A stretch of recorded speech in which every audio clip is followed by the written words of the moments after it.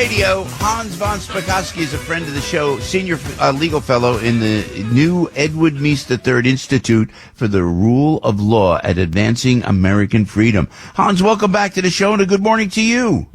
Yeah, good morning to you, too. Thanks for having me back. Yeah, no, we appreciate it. You know, and I hesitate sometimes. I know a lot of the Atlantic, the publication. What do they do? I don't even know what they do. I look, I see, I can't.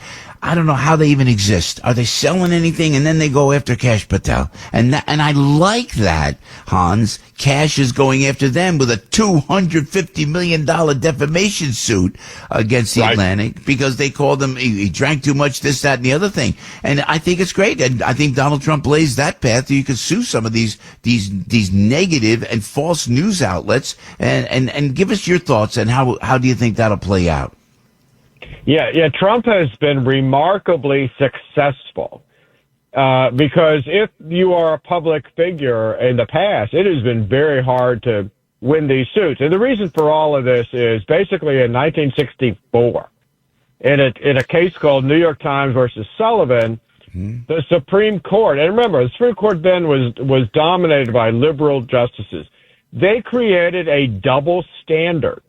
If you're a private individual, you're not in the news, you're not a public official, all you have to do to win a defamation suit is prove somebody lied about you.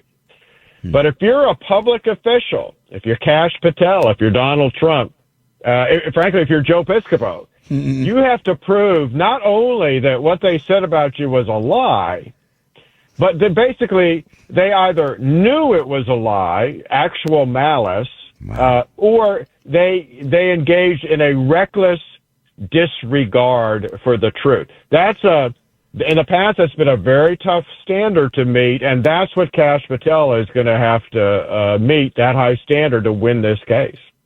So, yeah, you can't just, because anybody can say anything. And even when I see, this is my pet peeve, Hans, is when people are accused of something and there's no, like he said, she said kind of case, and then they parade everybody out. They parade all the victims out. And whether you hate the guy or not, it's just like, I don't know that they should do that until there's a jury verdict, until there's a verdict in a courtroom. But here, with this defamation suit against the Atlantic by Kash Patel, it echoes and it reminds me of the CBS and the ABC lawsuits from Donald Trump. I like this. I think, but it goes to what I was talking about this morning, Hans, is that with the White House Correspondents Association, they're upset with Donald Trump. Why? Because they'll sue you if you don't speak the truth. And I think this. No, that's right. Is there something wrong with that? I think not, Hans. No, I agree with you. And the whole problem with that double standard that the Supreme Court came up with is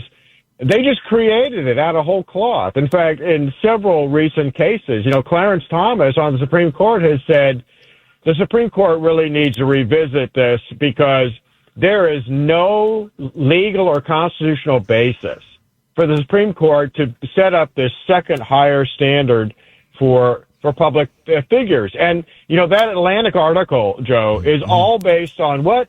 Anonymous sources. Oh. And I got to tell you, anytime I see a story based on anonymous sources, particularly in the government, I'm always highly suspicious because basically, if you're an anonymous source, you can say anything you want, a complete lie, and get away with it.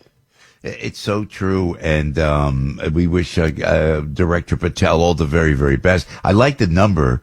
Did he explain why it's 250 million? Is that a lawyer number, do you think, Hans? Yeah, I think that's a lawyer number, because how do you judge how much your reputation's been damaged? That number is big enough to hopefully not only scare the Atlantic, but scare their insurance company into settling.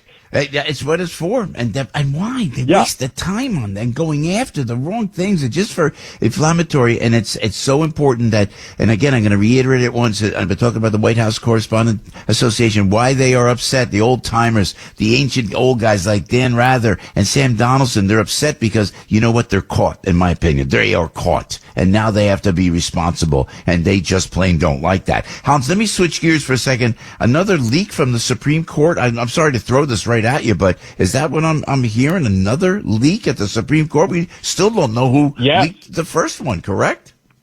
No, that's correct. And to me, it's highly suspicious that the leak was about the cases that come in on what they call the shadow docket. These are emergency appeals, and there's been a lot of them from the Trump administration.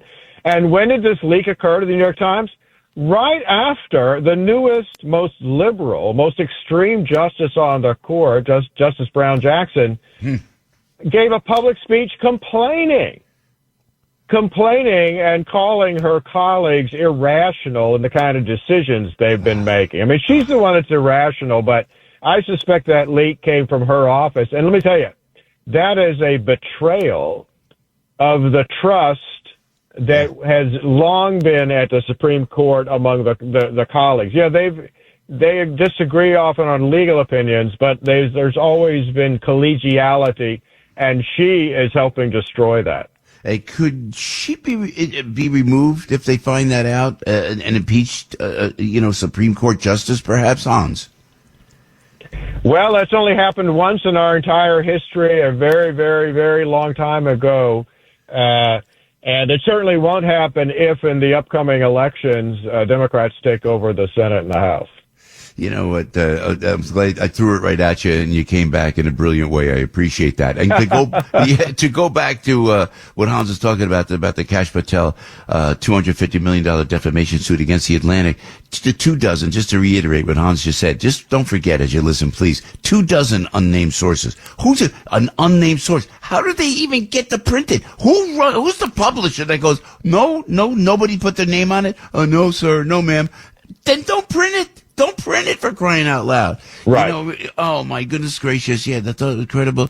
She thought that the writer thought it was a credible piece with so many unnamed sources. An absolute hit job, and we wish Kash all the best. Hans, great chat as always, my friend. Please come back when you can, Hans, okay?